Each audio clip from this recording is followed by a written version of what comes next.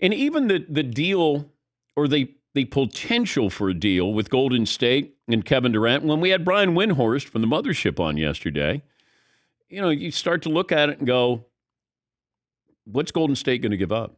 And I thought that they might take a run at Bradley Beal. I thought, you know what?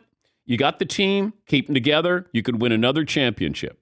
And why not trade some of these younger players, get Bradley Beal? And if you're Washington, you're not winning anything. If you're Bradley Beal, you signed your max deal. Maybe you could go to Golden State. Golden State doesn't mind spending money. But Bradley Beal not on the move as of yet. But as far as KD, if you said to Brooklyn, hey, we're going to give you Jonathan Kuminga, Wiseman, and we can give you maybe Jordan Poole, maybe a draft pick or two. Can you get Kevin Durant? Does Kevin Durant want that? I would be curious Draymond Green's role in all of this, because Draymond had a confrontation with KD that KD acknowledges that was kind of the beginning of the end. But Draymond has been saying a lot of nice things, verbal bouquets on his podcast about KD. I found that interesting. But just as long as he doesn't tamper there with Kevin Durant. But, maybe, once again, this speaks to Steph Curry. Because a lot of players get territorial. This is my team. Now, Dwayne Wade said, this is my team, but I'm going to turn it over to LeBron James. And then they won a couple of championships.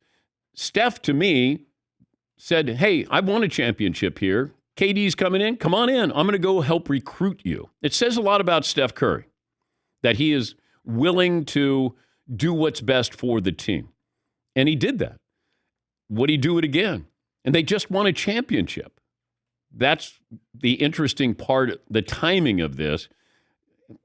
I guess you can't say it's far-fetched. It feels that way, but, Golden State, when they were bad, they had these draft picks, and, Kuminga could be a star one day. I don't know if Wiseman can be. They're playing in the Summer League. Kuminga had 30 the other night.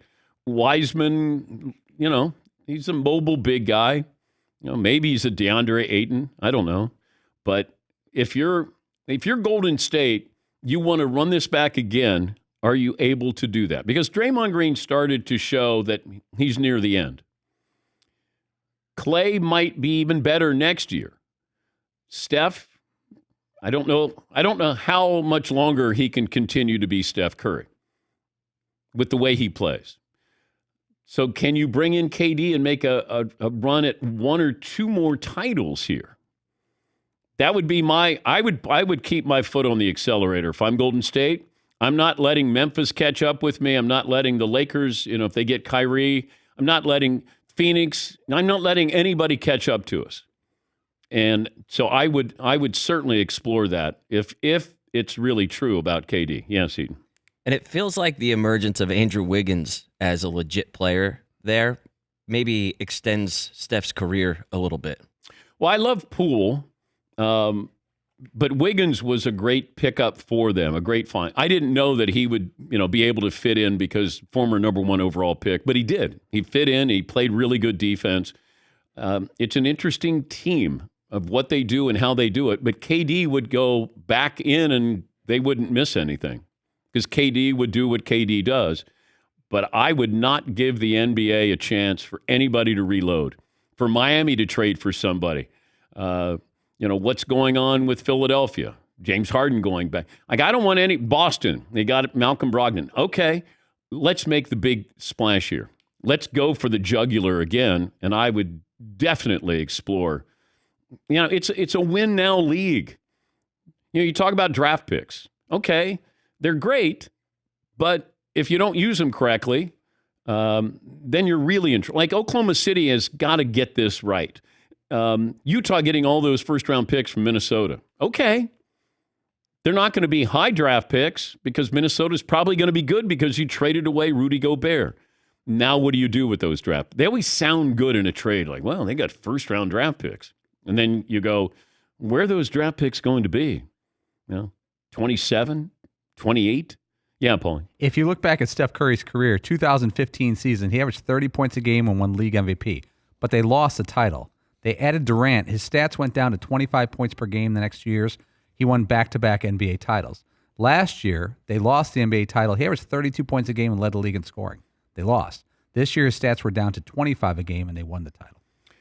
He doesn't seem like, everybody has an ego, but it feels like he's able to go, come on in, KD. Like, I don't care. Hey, Clay's having a great night. Get him the ball. I don't know.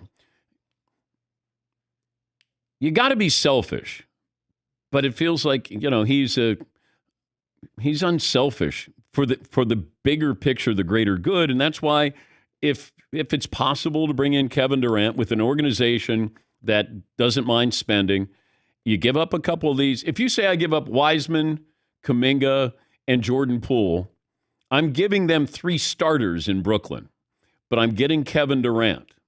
Can I fill in the rest of this? Because when the season started, I thought Clay would be better, and I thought these younger players would contribute more than they did, and they still won the title. So do they look at them and say, we got to have them? And they know how good Kuminga is or Wiseman is and the role that they're going to play. But, you got young guys here with Clay and Steph and Draymond. If you're going to run it back, then run it back all the way. Go for the title. Don't let anybody catch up to you.